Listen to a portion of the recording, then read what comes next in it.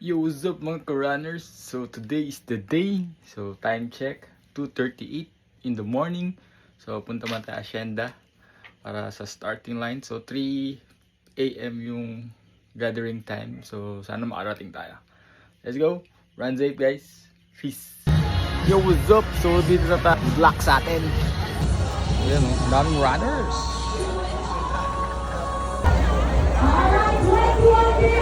2K 646, 4K 641, 6K 628, 8K 552, 10K 725, 12K 618, 14K 531, 16K 605, 18K 603, 20K 535. Last one. So that's our 21 km run. Tapos natin yung Hacienda windmill run, and bawasan yung time natin ng na-achieve naman natin yung less than 2:15. So yun, I hope I encourage you once again to stay active, to be wealthy, to be healthy, and always run for your life, for a better living.